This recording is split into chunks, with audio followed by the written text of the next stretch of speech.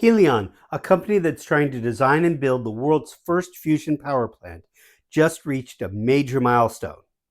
I covered them in detail in this video, which I recommend you watch if you want to learn more about their unusual approach to fusion. In this video, I'll be including clips from a video that they just released about their reaching a major milestone. First DT plasma shot ever. Running. We just wrapped up deuterium tritium fusion testing, building Polaris, taking it up to full power, and then doing fusion with it. This is a big deal, but if you haven't been following fusion closely, it might not mean that much to you. In short, fusion is combining small atomic nuclei like hydrogen and helium into larger nuclei, which releases huge amounts of energy. Most companies developing fusion power plants run with deuterium during the development phase.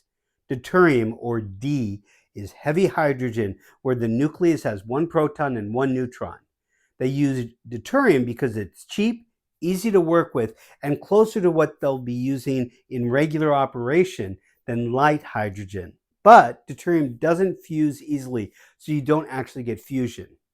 When you want to prove you can do fusion, use deuterium and tritium, or D and T. Tritium is very heavy hydrogen with two neutrons and a proton. It has the advantage that it's easier to fuse deuterium with tritium than deuterium with itself, so you can prove you're actually getting fusion by detecting the neutrons that fly off. But it has the disadvantage that it's radioactive and very expensive, around $30,000 per gram. The team's been running with deuterium for now a number of months. It was time to put in one of the advanced fuels, deuterium and tritium, paving the way for helium-3 fusion.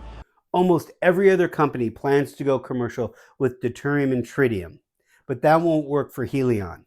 They'll need to use deuterium and helium-3 for their fuel. Helium-3 is one of the few elements harder to get than tritium. It's also harder to fuse. So for now, just to test their system, Helion is working with deuterium and tritium. If you want to understand why they're using helium-3 when they go commercial, you can check out my original video, which I'll link to at the end. We injected it into the machine and we started doing fusion, and it was awesome. All of our predictions happened of being able to take that deuterium tritium fuel, heat it up over 100 million degrees. In fact, even over 150 million degrees, show that like the physics and the stability and all of the things that we think we understand about archival plasmas. This is unquestionably a big deal. They deserve accolades and pats on the back, and I'm guessing they'll throw themselves a well-deserved party. When you put in a new fuel and you heat to new physics conditions that no one's ever done before in an FRC plasma, or are you going to discover new things that then hurt your ability to go build power plants? And we didn't find them. This is another big deal.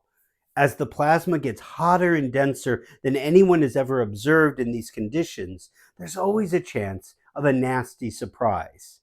That they didn't have any is great news for Helion.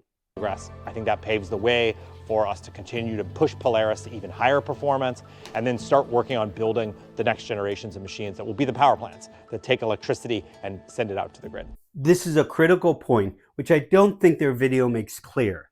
Deuterium and helium-3 is much harder to fuse than deuterium and tritium, and their power plant can't generate net electricity with tritium.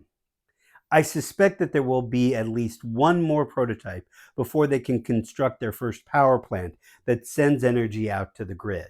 And so I'm very excited that it proves all the scaling. It proves that we can build these even higher energy systems and sets a bunch of world records for fusion, but we're not done there. We have a lot more work to do. And so the team is already geared up for the next set of testing right now. And so I'm excited about what comes next. I'm excited for them as well. But just so we temper our excitement, they're going to need to increase their energy by about a factor of 5 just to start seeing deuterium helium-3 fusion. This is a marathon, and they're doing well, but the finish line is still a ways to go.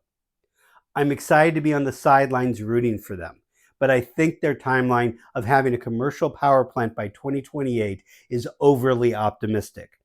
I'd love to see Helion prove me wrong, because fusion power could be an amazing tool to decarbonize everything. If you want to understand how the Helion reactor works, I recommend watching my first video on the topic. And please forward this video on to anyone you know who still says that fusion is 30 years away and always will be.